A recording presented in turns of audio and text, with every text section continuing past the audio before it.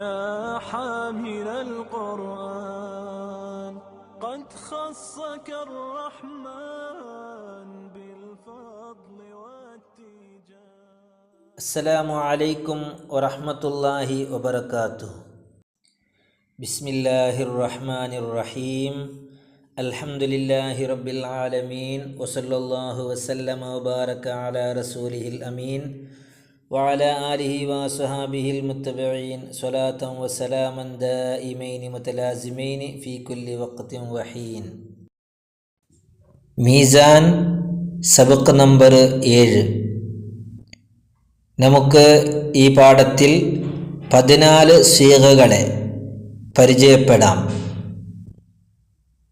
അത് കഴിഞ്ഞ പാഠത്തിൽ പഠിച്ച ലമീറുകളെയും അതിൻ്റെ മുമ്പത്തെ പാഠത്തിൽ പഠിച്ച പദങ്ങളെയും യോജിപ്പിച്ചാണ് 14 സീഗകളെ പരിചയപ്പെടുത്തുന്നത്. അതിന് മുമ്പായി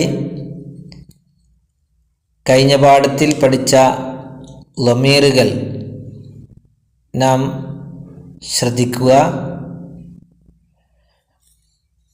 ഹുവ ഹുമാ ഹും, ഹിയ ഹുമാ ഹുന്ന, അന്ത അന്തുമാ അന്തും, അന്തി അന്തുമാ അന്തുന്ന, അന നഹ്നു. അതിൻ്റെ മുമ്പത്തെ പാഠത്തിൽ പഠിച്ച പദങ്ങൾ: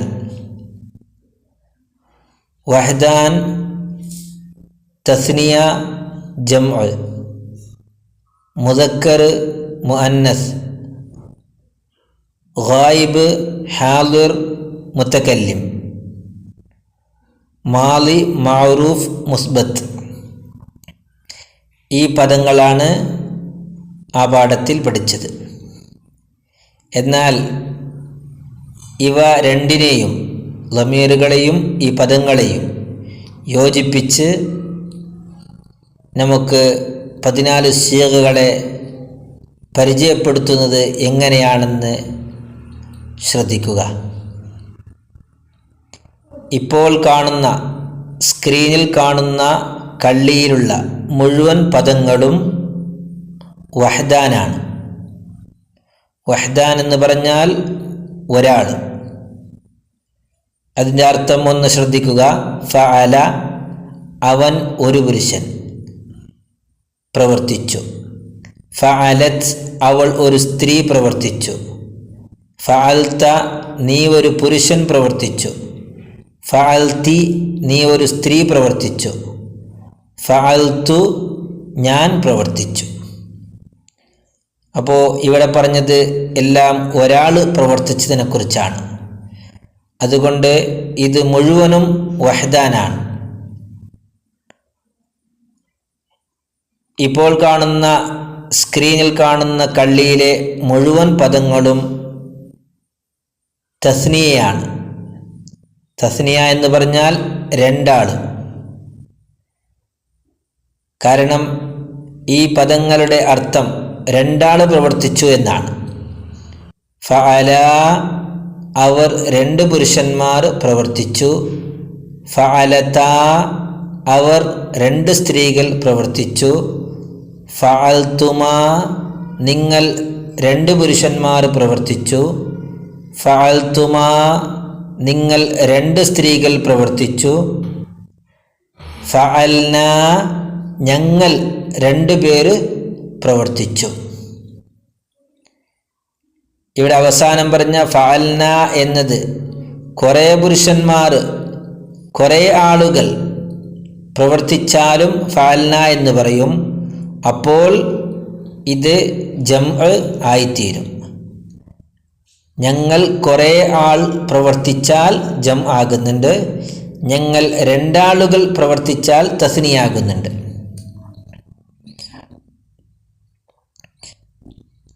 ഇനി ഇപ്പോൾ കാണുന്ന, സ്ക്രീനിൽ കാണുന്ന കള്ളിയിലെ മുഴുവൻ പദങ്ങളും ജം ആണ്. ജം എന്ന് പറഞ്ഞാൽ കുറേ ആളുകൾ. കാരണം അവർ കുറേ പേര് പ്രവർത്തിച്ചു എന്നർത്ഥമാണ്. കുറേ ആൾ എന്ന് പറയുമ്പോൾ ജം ആയി. ഉദാഹരണം ഫഅലു, അവർ കുറേ പുരുഷന്മാർ പ്രവർത്തിച്ചു. ഫഅൽന അവർ കുറേ സ്ത്രീകൾ പ്രവർത്തിച്ചു. ഫഅൽതും നിങ്ങൾ കുറേ പുരുഷന്മാർ പ്രവർത്തിച്ചു.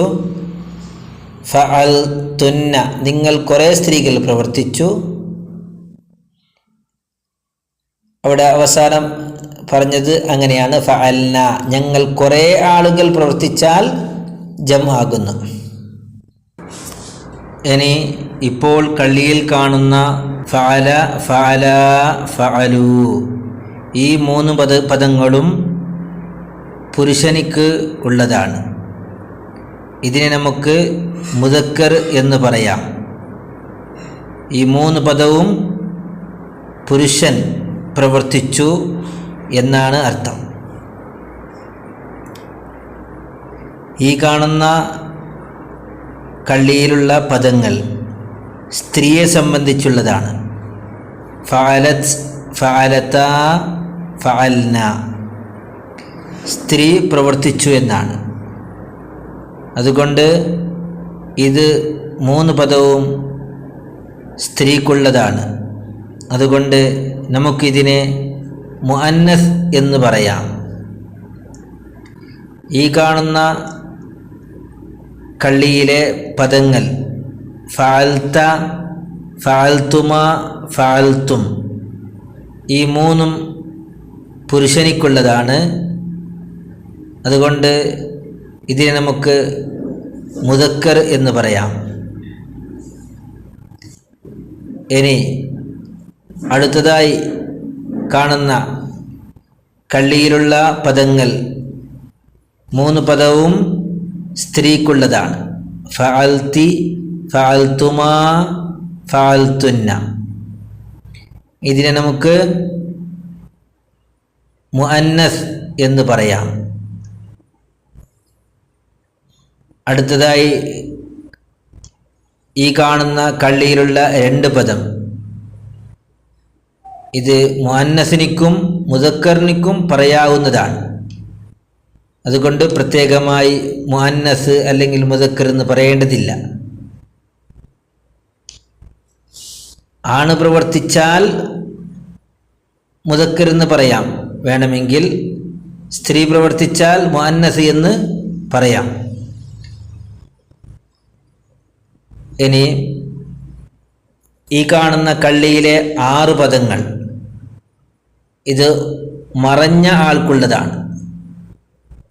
അവൻ, അവർ, അവൾ എന്നിങ്ങനെ. അതുകൊണ്ട് ഈ 6 പദവും ഗായിബിനിക്കുള്ളതാണ്. ഗായിബിൻ്റെ അർത്ഥം മറഞ്ഞ ആള് എന്നല്ലേ. ഇനി ഈ കാണുന്ന കള്ളിയിലെ 6 പദങ്ങൾ ഫഅൽത, ഫഅൽതുമ, ഫഅൽതും, ഫഅൽതി, ഫഅൽതുമ, ഫഅൽതുന്ന ഈ 6 പദവും ഹാലുറിനിക്കുള്ളതാണ്. ഹാലുർ എന്ന് പറഞ്ഞാൽ മുന്നിലുള്ളവൻ. നീ, നിങ്ങൾ എന്ന് അതിൻ്റെ അർത്ഥമുണ്ട്. നീ പ്രവർത്തിച്ചു, നിങ്ങൾ പ്രവർത്തിച്ചു എന്ന്. അതുകൊണ്ട് ഇതിനെ നമുക്ക് ഹാലുർ എന്ന് പറയാം. അടുത്തതായി ഈ കാണുന്ന കള്ളിയിലെ 2 പദങ്ങൾ ഫഅൽതു, ഫഅൽന ഇത് രണ്ടും മുത്തക്കല്ലിമിനിക്കുള്ളതാണ്, സംസാരിക്കുന്നവൻ. അതുകൊണ്ട് ഇതിനെ നമുക്ക് മുത്തക്കല്ലിം എന്ന് പറയാം. ഇനി ഇവിടെ കാണുന്ന മുഴുവൻ 14 സീഗകളും അതിനെക്കുറിച്ച് നമുക്ക് മാലി, മഅറൂഫ്, മുസ്ബത്ത് എന്ന് പറയാം. കാരണം ഇത് മാലിയാണ്, കഴിഞ്ഞ കാലത്തിൽ നടന്ന പ്രവൃത്തിയെക്കുറിച്ച് അറിയിക്കുന്നതാണ്. അതുപോലെ മഅറൂഫ് പ്രവർത്തിച്ച ആൾ ആരാണെന്ന് അറിയപ്പെട്ട പദമാണ്. അതുപോലെ മുസ്ബത്ത് പ്രവർത്തിച്ചിട്ടുണ്ട് എന്ന് സ്ഥിരപ്പെടുത്തുന്ന പദങ്ങളാണ്. അതുകൊണ്ട് ഈ 3നും നമുക്ക് മാലി, മഅറൂഫ്, മുസ്ബത്ത് എന്ന 3 പദവും ചേർത്തി കൊടുക്കാം. ഇനി അവസാനമായി നമുക്ക് ലമീറുകളെയാണ് ചേർത്തി കൊടുക്കേണ്ടത്. ഹുവ ഹുമാഹും, ഹിയ ഹുമാഹുന്ന, അന്ത അന്തുമാ അന്തും, അന്തി അന്തുമാ അന്തുന്ന, അന നഹ്നു. ഈ 14 ലമീറുകളെ ക്രമപ്രകാരമായി 14 സീഗകൾക്കും നമുക്ക് കൂട്ടിച്ചേർക്കാം. കഴിഞ്ഞ ക്ലാസ്സുകളിൽ പഠിച്ചതുപോലെ ഫഅല അവിടെ ഹുവ, ഫഅല അവിടെ ഹുമാ, ഫഅലു അവിടെ ഹും എന്നിങ്ങനെ അവസാനം വരെ 14 സീഗകൾക്കും 14 ലമീറുകൾ നമുക്ക് പറയാം. അതിൻ്റെ അർത്ഥങ്ങൾ കഴിഞ്ഞ ക്ലാസ്സിൽ നാം പഠിച്ചിട്ടുണ്ട്. ഇത്രയാണ് ഈ ക്ലാസ്സിൽ നമുക്ക് പഠിക്കാനുള്ളത്. നോട്ടിൽ എഴുതി വെക്കാൻ ഒരു ചോദ്യം ചോദിക്കുന്നു. 14 സീഗകളെയും